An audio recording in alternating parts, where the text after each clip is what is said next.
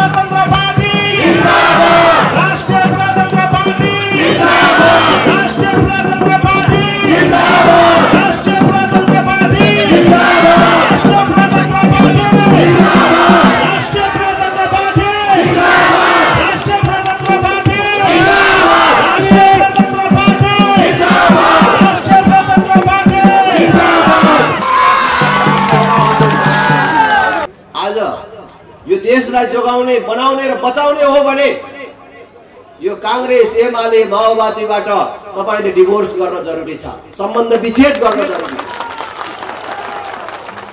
आजकल कुकुरको समेत खरिद बिक्री हुन्छ, 10,000 20,000 लगाएर मानिसहरू कुकुर समेत किन्छन्। कुकुर पनि त्यसै पाइदैन। तर हामी भोट दिने बेलामा 1 लिटर पेट्रोल, एउटा बियर, बोइलर पनि सिङ्गै कुखुरा कहाँ र 1 प्लेट बोइलरको मासु,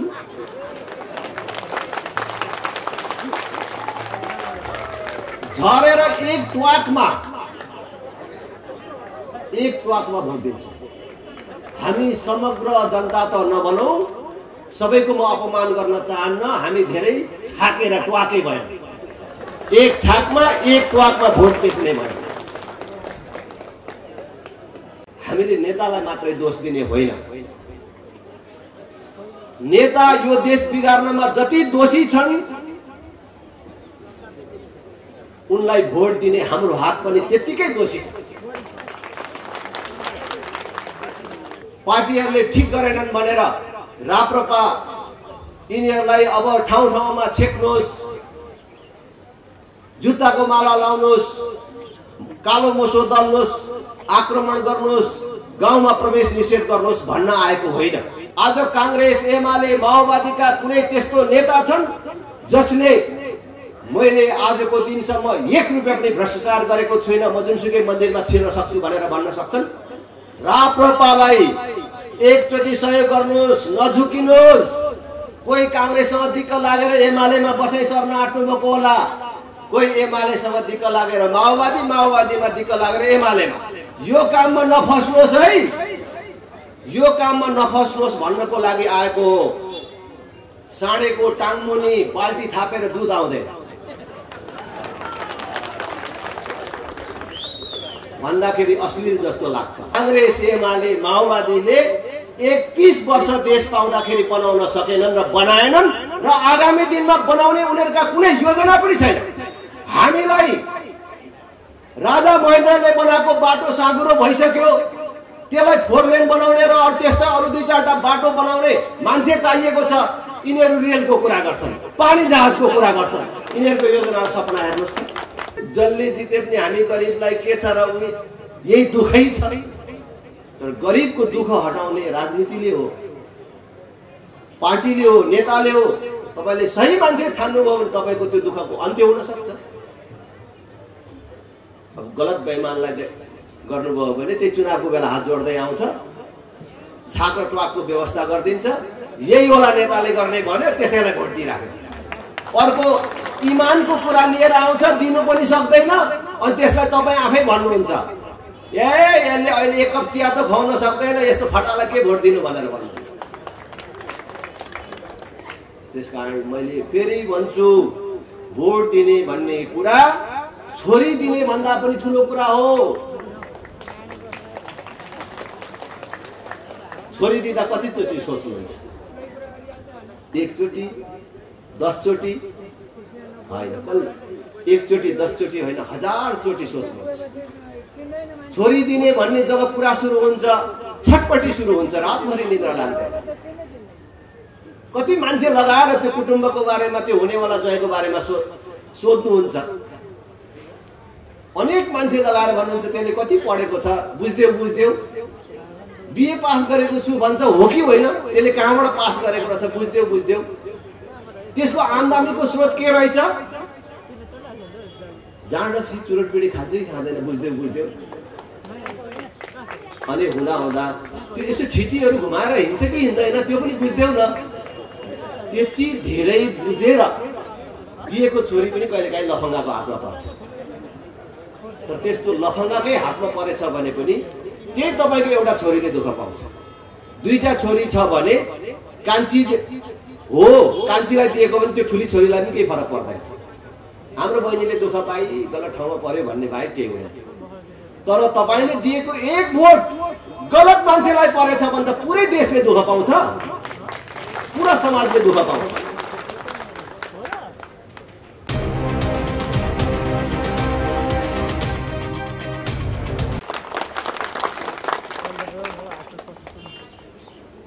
देश आज तपाईं हाम्रो सामान्य आँखाले जसरी देख्छौं त्यस्तो सामान्य अवस्थामा छैन। अब सामान्य आँखाले मात्रै हेर्यो भने सबै ठिकठाक चलेको देखिन्छ, कहीं गोली चलेको छैन, कहीं मारामार भइराखेको छैन, बन्द हडतालहरू छैनन्। यसो सम्झिनु ठिकै चलिराखेको छ, ठिकै छ त भन्ने जस्तो लाग्छ। तर देशको अवस्था हाम्रो सामान्य आँखाले देखे जस्तो सामान्य छैन। आज झन्डै 3.5 महिनादेखि मैले भन्न थालेको छु, अदालत जस्तो छैन। मान्छेले सबैतिरबाट दुःख पाएपछि अदालत गएर देखाइदिन्छु भनेर भनिन्थ्यो नि, हैन? तर आज एउटा न्यायाधीशले अर्को न्यायाधीशलाई भ्रष्टाचारी भनेर आन्दोलन गरेर बसिराखेको अवस्था छ। दलका तर्फबाट नियुक्त भएका, भागभण्डाबाट नियुक्त भएका न्यायाधीशहरूले दलको दबाव र प्रभावमा निर्णयहरू गर्न थालेका छन्। एउटै मुद्दामा एउटै अदालतको राय अलग अलग हुन्छ। हेर्नु, एनसेलको कर सम्बन्धी मुद्दाको निर्णय हेर्नुहोस्, त्यही सर्वोच्चको एउटा बेन्चले त्यसलाई यो कर तिराउनै पर्ने हो भन्छ, अर्को बेन्चले यसलाई छुट दिनुपर्ने हो भनेर भन्छ। भनेको म धेरै त्यसमा जान चाहन्न। अदालत जस्तो छैन। संसद के भइराखेको छ तपाईहरुले देख्नु भएको छ। संसद जस्तो छैन। सरकार त कहाँ छ। अस्ति कोभिडको बेला मानिसले सिटामोल समेत किन्न नपाएको अवस्थामा सिटामोल देऊ भनेर अदालतले आदेश दिनु पर्यो भनेपछि सरकार कहाँ छ? देशको अर्थतन्त्रको अवस्था, बैंकमा पैसा छैन भनेर भन्छ, कहाँ गयो त त्यत्रो नोट? खर्च गर्नलाई पैसा छैन भन्न मिल्छ। सरकारको आम्दानी भएन होला, भने जस्तो कर उठेन होला, तर बैंकमा नोटै नहुने भन्ने कुरा के हो त? भनेको अवैध सम्पत्तिबाट कमाएको पैसा, आर्जन गरेको पैसा त बैंकमा राख्नु मिलेन। बैंकमा लगेर राखेपछि त आम्दानीको स्रोत देखाउनु पर्यो, यो कहाँबाट आएको हो भनेर। अब देखाउन नमिल्ने पैसा चाहिँ धेरै भयो भनेको त अब कि त 2 नम्बरी कारोबार गर्ने व्यापारी, कि त कमिसन र घुस खाने नेताहरूको घरमा नोट थन्क्यो। घरमा नोट राखेपछि बैंकमा छैन अहिले। यो सामान्य कुरा होइन। आज विदेशसँगको सम्बन्ध कुन तहले बिग्रिएर गएको छ तपाईहरुले देखिसक्नु भएको छ। अहिले नेपालको इतिहासमै सबभन्दा नराम्रो ढंगले हाम्रो वैदेशिक सम्बन्ध बिग्रेको छ। राष्ट्रको विश्वसनीयता मित्र राष्ट्रहरूसँग गुमेर गएको छ। आज एमसीसी ठीक छ भन्छन्, भोलि बेठिक छ भन्छ। आज बेठिक छ भन्छ, भोलि ठीक छ भन्छ। के चीज हो त्यस्तो? भनेको विदेशसँगको सम्बन्धलाई राजनीतिक दलहरूले, नेताहरूले सत्ता चढ्ने सिडीको रूपमा प्रयोग गरे, जसको कारण फेरि भन्छु, हाम्रो विश्वसनीयता गुम्यो मात्रै होइन, शक्ति राष्ट्रहरूको रणनीतिक प्रतिस्पर्धा स्थलको रूपमा नेपाललाई अहिले प्रयोग गर्न थालियो। चीन र अमेरिका प्रत्यक्ष रूपमा यो गर र नगर भन्दै हाम्रोमा आइपुगे। यो प्रकारको गलत क्रियाकलापको नोक्सानी सरकारमा बस्ने र प्रतिपक्षमा बस्ने ती पार्टी र नेताहरूले मात्र होइन, त्यसको नोक्सानी सिङ्गो देश र जनताले बेहोर्नु पर्ने। आज रोजगारीको कुरा, जीवनको कुन क्षेत्र त्यसमा हामीले खुसी मनाउनु पर्ने यो चाहिँ गरेको छन् है हाम्रो नेताहरूले, पार्टीहरूले भन्ने के कुरा छ? जुन देशको जनसङ्ख्या 3 करोड पुगेको छैन भनेर भनिन्छ, त्यो देशको 50 लाख युवकहरू, कतिले त 60 लाख भन्छ, 50 लाख युवकहरू जो 18 वर्ष उमेर पुरा गरेको, 50 वर्ष ननागेको र डाक्टरले जाँच्दाखेरि शरीरमा कुनै रोग नदेखिएको राम्रा मानिसहरू वैदेशिक रोजगारीमा छन्। त्यो पनि अमेरिका, जापान, अस्ट्रेलिया, युरोप होइन, अरबको मरुभूमि र मलेसियाको जंगलमा केवल परिवार पाल्नको लागि रगत पसिना बगाउन बाध्य छन् भने देशको अवस्था के होला? 31 वर्षदेखि देश बेरोजगार उत्पादन गर्ने कारखानामा परिणत भएको छ। हाम्रो भाइहरूले, हाम्रो छोराहरूले, हाम्रो युवाहरूले उमेर पुग्दा नपुग्दा राजधानी बनाउने, उमेर पुग्दा नपुग्दा आमाको काख छोडेर बिहे गरेको भोलिपल्ट कतिले श्रीमती छोडेर विदेश जानुपर्ने नियति हामीले किन भोग्नु पर्यो?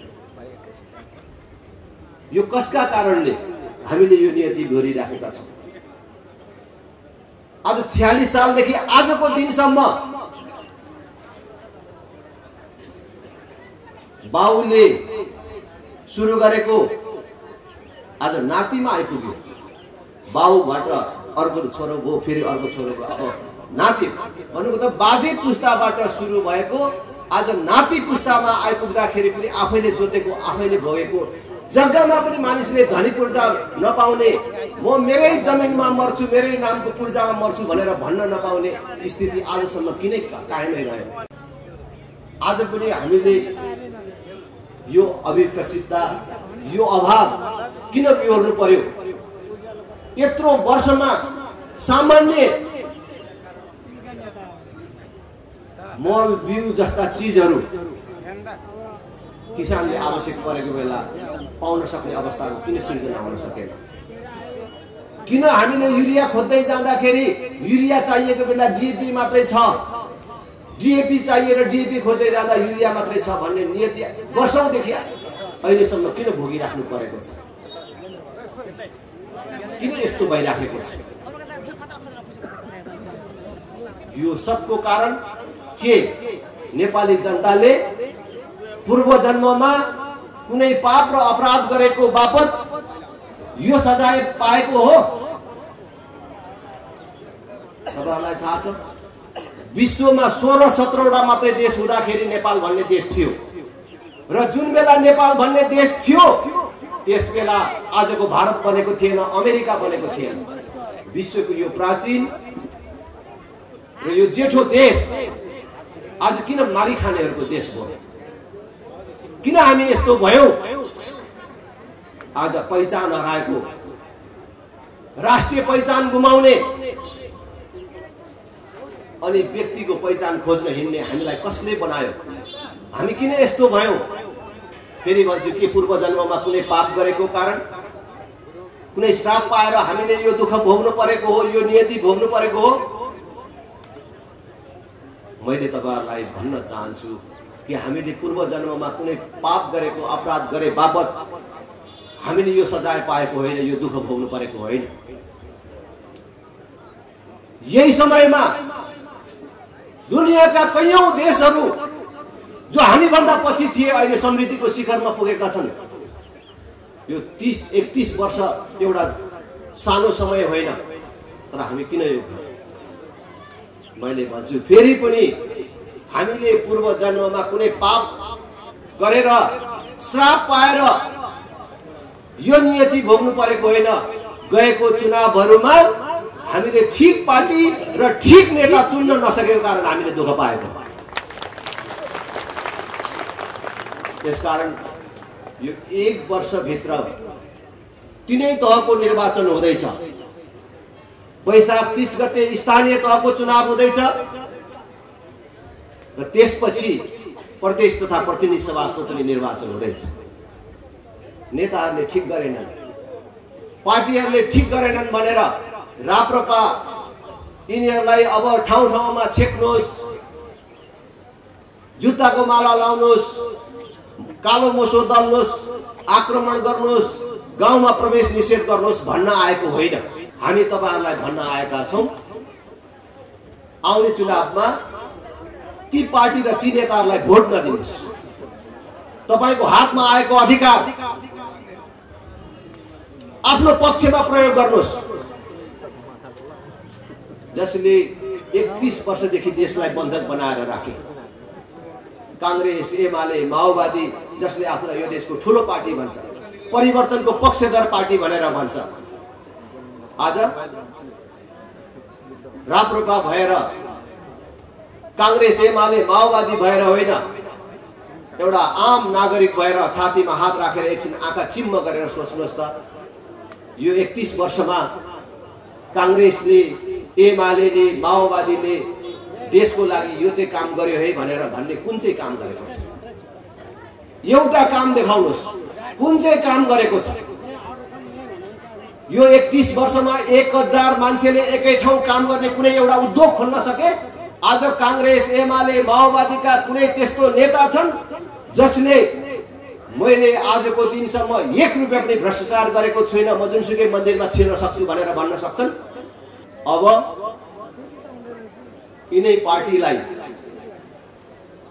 यिनै नेतालाई भोट दिने मेरो बाजेको पार्टी हो, मेरो बाउको पार्टी हो, मैले यत्रो लेबी तिरेको पार्टी हो भनेर फटा त फटा हुन्, काम चाहिँ गर्दैनन्, तर अर्कोतिर हात लाग्दैन, अर्को चिन्हमा त हातै लाग्दैन भन्दै तिनैलाई भोट दिइराख्ने हो भने तपाई त बर्बाद हुनुभयो। तपाईले आफ्नो भावी सन्तति र आफ्नो मुलुकलाई समेत बर्बाद गर्ने काममा सहभागी भइराख्नु भएको छ। यो चेताउनु पर्यो। भन्नु न, म कसैको चाहिँ धेरै आलोचना गर्न चाहन्न, तर आदरपूर्वक ती नेताहरूको नाम लिएर भन्न चाहन्छु। कोही कांग्रेसको साथीभाइ हुनुहुन्छ, जवाब दिन सक्नुहुन्छ? अब शेरबहादुर देउवालाई कतिचोटि प्रधानमन्त्री बनायो भने चाहिँ उहाँले देश बनाउनुहुन्छ त? ल,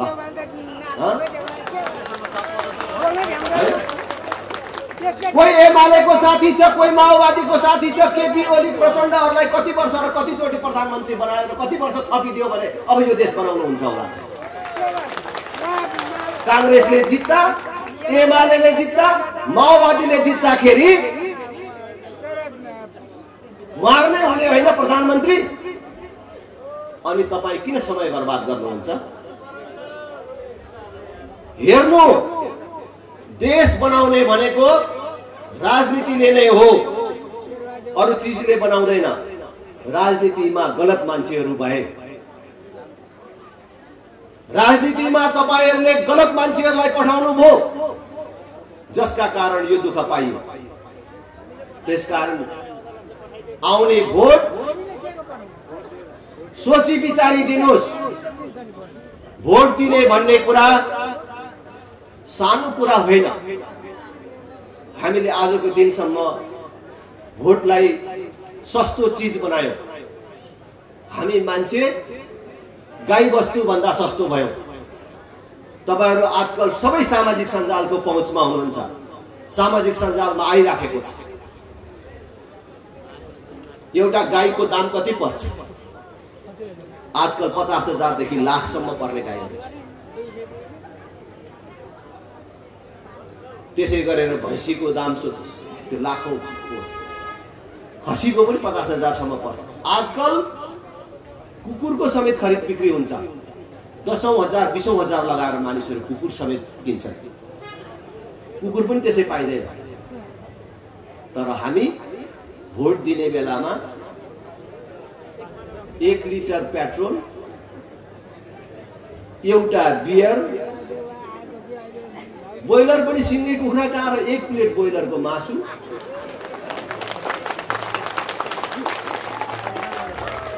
झरेर एक ट्वाकमा भोट दिन्छौँ। हामी समग्र जनता त नबनौँ, सबैको म अपमान गर्न चाहन्न। हामी धेरै छाकेर ट्वाकै भयौँ, एक छाकमा एक ट्वाकमा भोट बेच्ने भयौँ। फेरि नेता बिग्री, यिनीहरूलाई चुनावमा यसै गरी दिइहाल्छ भन्छ। उनीहरूलाई थाहा छ कसरी भोट आउँछ भन्ने कुरा। त्यसकारणले हामीले नेतालाई मात्रै दोष दिने होइन। नेता यो देश बिगार्नमा जति दोषी छन् उनलाई भोट दिने हाम्रो हात पनि त्यतिकै दोषी छ। त्यसकारण फेरि भन्छु, कुनै सम्भ्रान्त मान्छे यो चक्करघटी अहिले के भन्छ के न बराह क्षेत्र नगरपालिका, यहाँको जनप्रतिनिधि नराम्रो मान्छे भयो, कर धेरै लायो, जनतालाई साह्रै दुःख दियो र यहाँ चाहिँ सारा अव्यवस्था भयो भने अब यो ठाउँ छोडेर जान्छु, म इटरीतिर गएर बस्छु, काठमाडौँ जान्छु, अब यहाँ बसिएन, यो ठाउँ छोडिएन, छोडियो भनेर ऊ जान सक्छ हुने खाने मान्छे। तर जसले यो ठाउँ छोडेर जान सक्दैन उसको ठाउँ यो भन्नु बाहेक केही छैन र यो ठाउँ बनेन भने उसको अर्को विकल्प छैन। त्यस्तो मान्छेले त भोट झन बेसी होसका साथ दिनुपर्छ, राम्रो मान्छेलाई दिनुपर्छ, जसको अब धेरै ठाउँमा मैले जान्छु भेट्छु, गरिब निमुखा दाजुभाइहरू के भन्नुहुन्छ, जसले जिते पनि हामी गरिबलाई के छ र यही दुःखै छ। तर गरिबको दुःख हटाउने राजनीतिले हो, पार्टीले हो, नेताले हो। तपाईले सही मान्छे छान्नुभयो भने तपाईको त्यो दुःखको अन्त्य हुन सक्छ। अब गलत बेइमानलाई गर्नुभयो भने त्यही चुनावको बेला हात जोड्दै आउँछ, छाक र ट्वाकको व्यवस्था गरिदिन्छ। यही होला नेताले गर्ने भन्यो, त्यसैलाई भोट दिइराख्यो। अर्को इमानको कुरा लिएर आउँछ, दिनु पनि सक्दैन, अनि त्यसलाई तपाईँ आफै भन्नुहुन्छ यसले अहिले एक कप चिया त खुवाउन सक्दैन, यस्तो फटालाई के भोट दिनु भनेर भन्नुहुन्छ। त्यसकारण मैले फेरि भन्छु, भोट दिने भन्ने कुरा छोरी दिने भन्दा पनि ठुलो कुरा हो। छोरी दिँदा कतिचोटि सोच्नुहुन्छ? एकचोटि 10 चोटि होइन, एकचोटि 10 चोटि होइन, 1000 चोटि सोच्नुहुन्छ। छोरी दिने भन्ने जब कुरा सुरु हुन्छ छटपटी सुरु हुन्छ, रातभरि निद्रा लाग्दैन। कति मान्छे लगाएर त्यो कुटुम्बको बारेमा, त्यो हुनेवाला ज्वाइँको बारेमा सोध्नुहुन्छ। अनेक मान्छे लगाएर भन्नुहुन्छ त्यसले कति पढेको छ, बुझ्देऊ बिए पास गरेको छु भन्छ, हो कि होइन, त्यसले कहाँबाट पास गरेको रहेछ बुझ्देऊ। त्यसको आम्दानीको स्रोत के रहेछ? जाँडक्सी चुरोट पिँढी खान्छ कि खाँदैन बुझ्देऊ। अनि हुँदा त्यो यसो ठिटीहरू घुमाएर हिँड्छ कि हिँड्दैन त्यो पनि बुझ्देऊ न। त्यति धेरै बुझेर दिएको छोरी पनि कहिलेकाहीँ लफङ्गाको हातमा पर्छ। तर त्यस्तो लफङ्गाकै हातमा परेछ भने पनि त्यही तपाईँको एउटा छोरीले दुःख पाउँछ। 2टा छोरी छ भने कान्छी हो, कान्छीलाई दिएको भने त्यो ठुली छोरीलाई पनि केही फरक पर्दैन।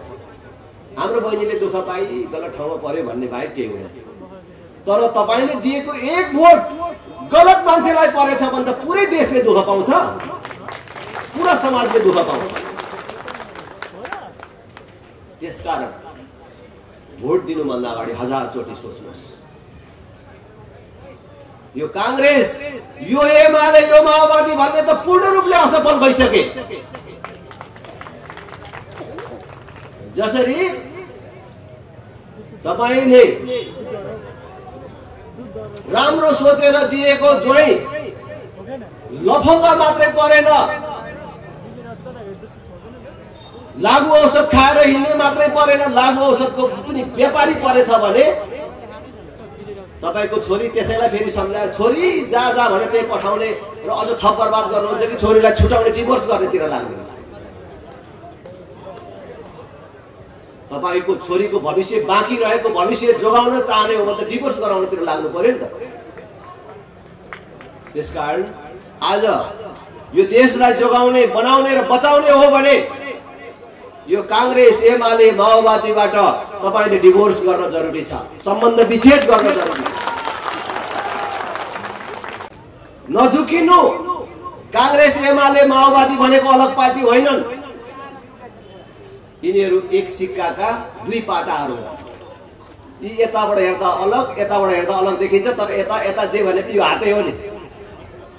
तिनीहरू नामले अलग छन्, साइनबोर्डले अलग छन्, कोही कोही बेला मारामारै गर्न खोज्छन्, तर खाने बेलामा एकै ठाउँ छ।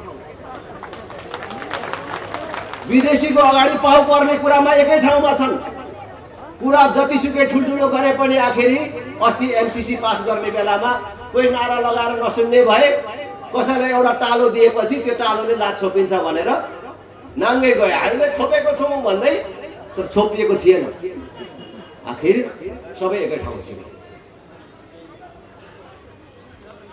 एउटा पण्डितले, पण्डित पनि शाकाहारी पनि हुन्छ, मांसाहारी पनि हुन्छ। एउटा शाकाहारी पण्डितले, मैले अस्ति संसदमा पनि भने, तपाईहरुलाई पनि सुनाउँछु। मासु खानु मन लागेछ, अचानक अब कसरी खाने, अब व्याख्या गरिदिनु पर्यो। यो खसीको मासुको स्रोत भनेको त घाँसै हो। घाँस भनेको त शाकाहारी चीज हो। भनेपछि यो घाँसबाट बनेको चीज त खाना हुन्छ भनेर मासु खाने मेलो निकालेछ। त्यसै गरेर अस्ति संसदमा व्याख्यात्मक टिप्पणी भनेर आखिर एमसीसीलाई स्वीकारे। आज एमसीसी को पक्षधरहरू के भन्छन्? त्यो 55 अरब अहिले त यो पहिले उले दिने भनेर निर्णय हुँदाखेरि डलरको भाउ तल थियो। त्यो 50 करोडको हिसाब गर्दाखेरि 55 अरब हुन्थ्यो। अहिले डलरको भाउ बढेर 60 अरब भयो। आम्मामामामा त्यत्रो 60 अरब आउँदैछ। यो फर्काउने कुरा हो?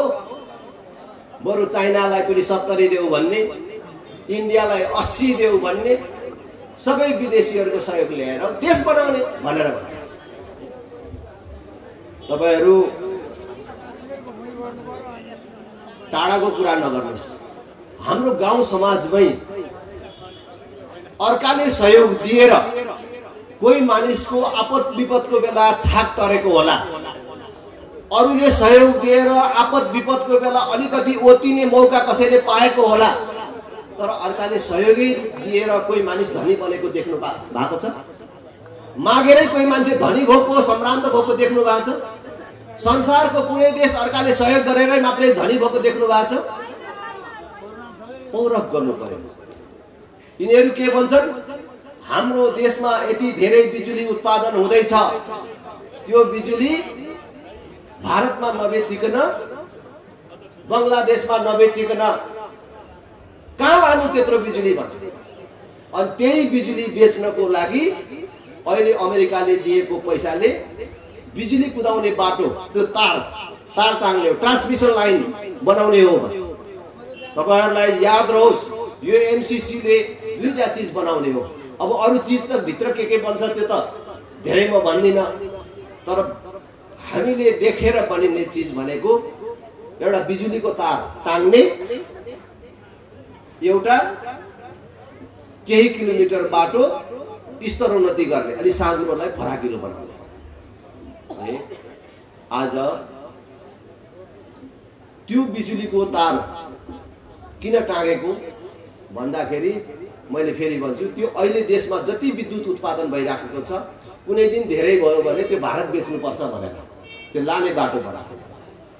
त भोलि जुन बेला हाम्रोमा बिजुली उत्पादन भइसक्छ, त्यति बेला भारतले, आज तपाईहरु सबलाई थाहा छ, संसारमा हामीले देख्दा देख्दै, तपाईको आँखाले देख्दा देख्दै कस्तो कस्तो प्रविधिको विकास भएर आयो।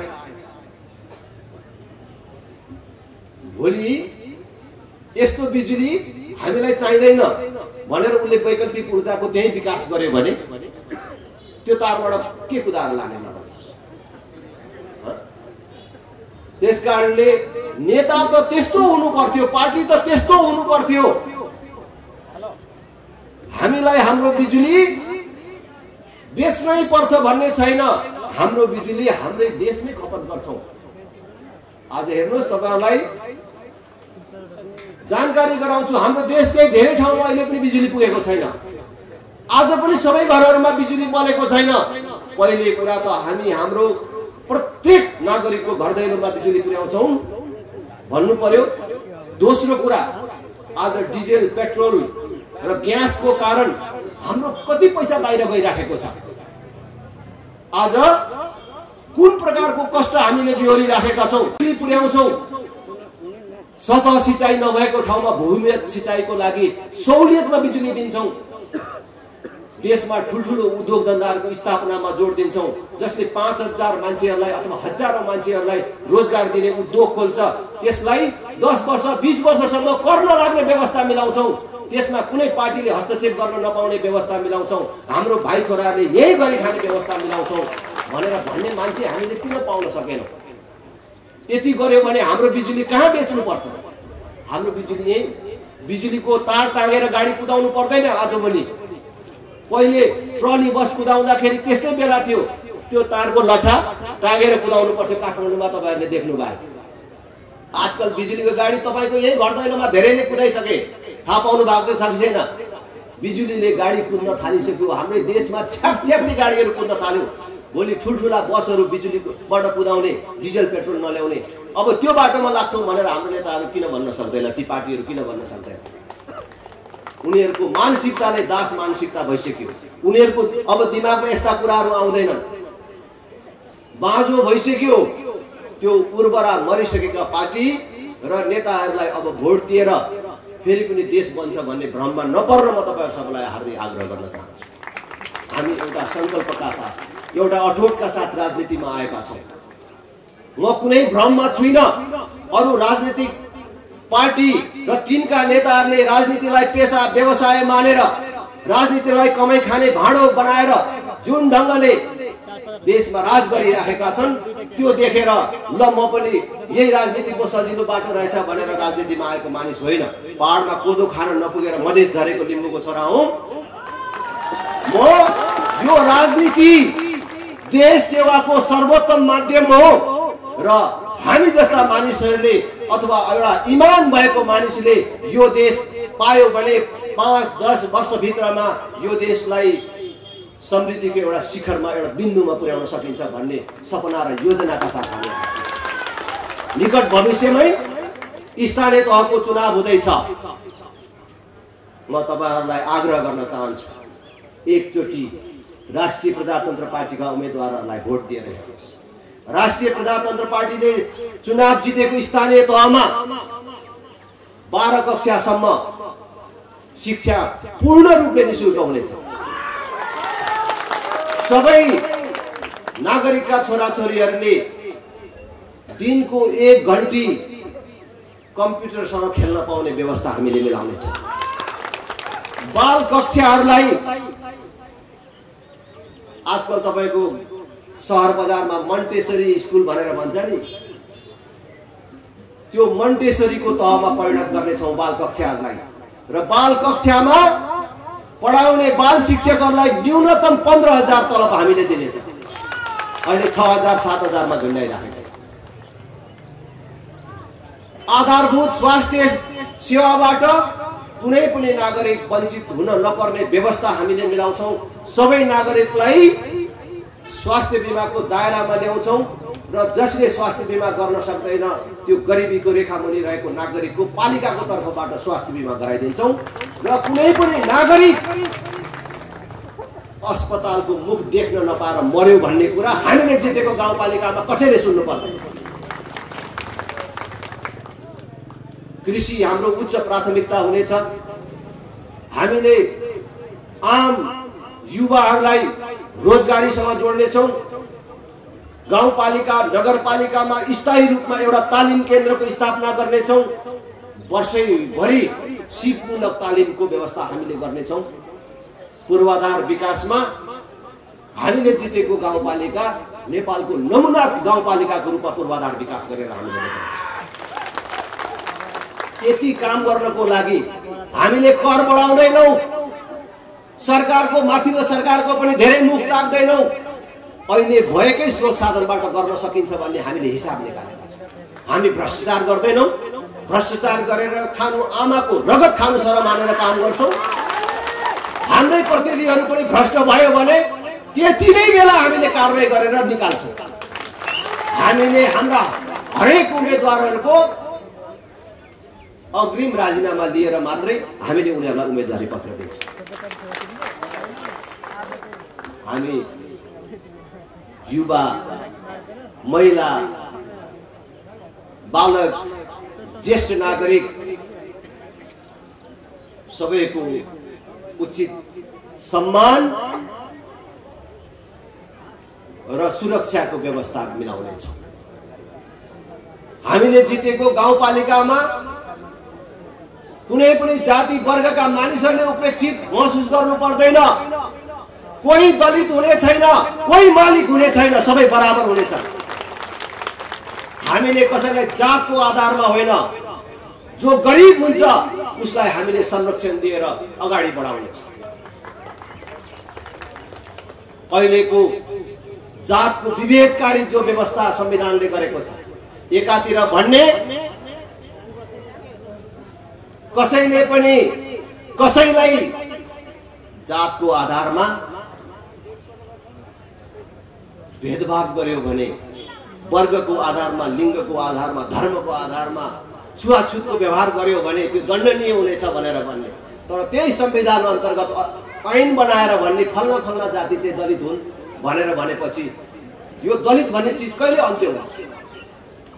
यो छुवाछुत र भेदभावको कहिले अन्त्य हुन्छ? संविधानले नै आज छुवाछुत र भेदभावको सिर्जना गरेको छ। हामी त्यसको अन्त्य गर्न चाहन्छौँ। तथाकथित दलित समुदायका कतिपय दाजुभाइहरू हुनुहुन्छ, सम्झिनुहोस् त, हाम्रो घरमा एउटा बच्चा जन्मँदा उसलाई म दलित हुँ, अछुत हुँ भन्ने कुरा कहाँ थाहा हुन्छ? तर जब स्कुल जान्छ, स्कुल गएको पहिलो दिन उसलाई चाहिँ म अछुत रहेछु, यो समाजको म तल्लो जातको मान्छे रहेछु भन्ने थाहा हुने व्यवस्था अहिले मिलाएको छ। स्कुलमा गएपछि दलितको छोराछोरी जति यता आऊ त भनेर बोलाउँछ। यो विभेदकारी व्यवस्थाको अन्त्य राप्रपाले गर्छ। सबै मान्छे समान हुन् भन्ने व्यवस्था हामी गर्छौँ। कसैले म दलित हुँ भनेर मागी खानु नपर्ने व्यवस्था हामीले ल्याउँछौँ। आज एउटा सक्षम अहिलेको तथाकथित दलित समुदायको मानिस मेहनतले, क्षमताले डाक्टर इन्जिनियर भइसक्दाखेरि पनि त्यो पीडा उसले बोकिराख्नु पर्छ। डाक्टर सिधै भन्दैन दलितका डाक्टर रामबहादुर नेपालीजीलाई यहाँ आइदिनु हुन अनुरोध छ भनेर भन्छ। यो चिजको अन्त्य राप्रपाले गर्छ, राजेन्द्र लिङ्गदेनले गर्छ। हामी समतामूलक समाज निर्माण गर्न चाहन्छौँ। त्यसकारण एकचोटि राप्रपालाई मद्दत गर्नुहोस् भनेको, अर्कोचोटि त राप्रपालाई यसरी भोट माग्न आउनै पर्दैन। हामीले कामले देखाउँछौँ।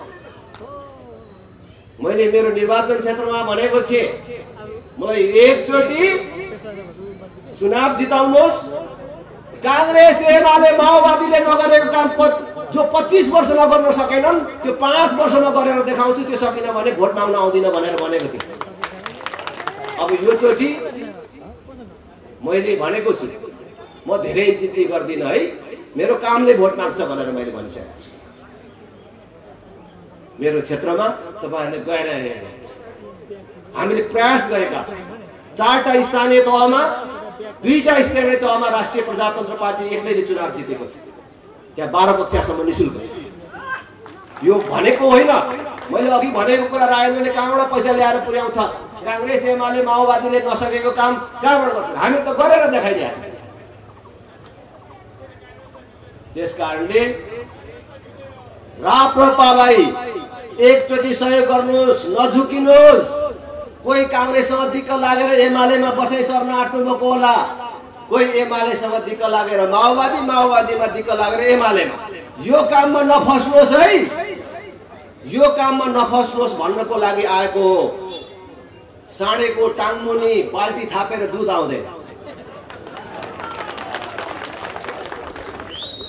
भन्दाखेरि अश्लील जस्तो लाग्छ।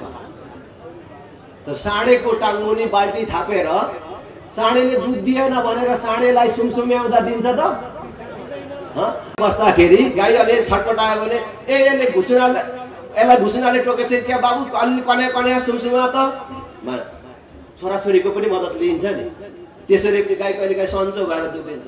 तर साँडेलाई त कन्याउँदा पनि दिँदैन, सिर्कन बदमासै भयो भने सिर्कन लाउँदा पनि दिँदैन, कुँडो पो पुगेन कि क्या अलिक थपिदिउँ न त दाना भनेर थपिदिँदा पनि दिँदैन, केही गर्दा दिँदैन।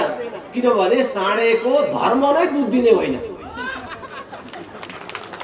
काङ्ग्रेस एमाले माओवादीले 31 वर्ष देश पाउँदाखेरि बनाउन सकेनन् र बनाएनन् र आगामी दिनमा बनाउने उनीहरूका कुनै योजना पनि छैन। हामीलाई राजा महेन्द्रले बनाएको बाटो साँघुरो भइसक्यो, त्यसलाई 4 लेन बनाउने र त्यस्ता अरू 2-4टा बाटो बनाउने मान्छे चाहिएको छ। यिनीहरू रेलको कुरा गर्छन्, पानी जहाजको कुरा गर्छन्, यिनीहरूको योजना सपना हेर्नुहोस् न। यस्ता मानिसहरूको पछि लागेर, यस्ता पार्टीहरूको पछि लागेर देश कसरी पछि? रेल कहाँबाट आउने र कहाँसम्म जाने भन्ने थाहा छैन। तर काकरबिटादेखि यो भण्डाबारीसम्म चाहिँ त्यो रेलको लागि बाटो उठाइहाल्ने, ठेका लगाइहाल्ने, कमिसन खाइहाल्ने भन्छ। त्यो पैसा यो बाटो 4 लेन बनाउनेमा मात्रै लगाएको भए हामीले पनि यो शास्ति बिहोर्नु पर्दैन थियो, उनीहरूले पनि यस्तो गाली खानु पर्दैन थियो। यो सपना सुन्ने, योजना सुन्ने मानिसहरूलाई, जसको दृष्टिमा हर योजनामा, हर बजेटमा कति कमिसन निकाल्ने भन्ने कुरामा मात्रै केन्द्रित छ, ती मानिस र ती पार्टीहरूलाई तपाईँहरूले सहयोग गरेर आफ्नो समय बर्बाद नगर्नुहोस्, आफ्नो भविष्य बर्बाद नगर्नुहोस् भन्ने अपिल गर्दै म आफ्नो भनाइ यही टुङ्ग्याउँछु। तपाईँहरू सबलाई धेरै धेरै धन्यवाद। जय राष्ट्र, जय जनता। र एकचोटि जिन्दाबाद जिन्दाबाद, भोट केमा हलोमा, हलोमा हलोमा, भोट केमा हलोमा, हलोमा हलोमा। सबलाई धेरै धेरै धन्यवाद।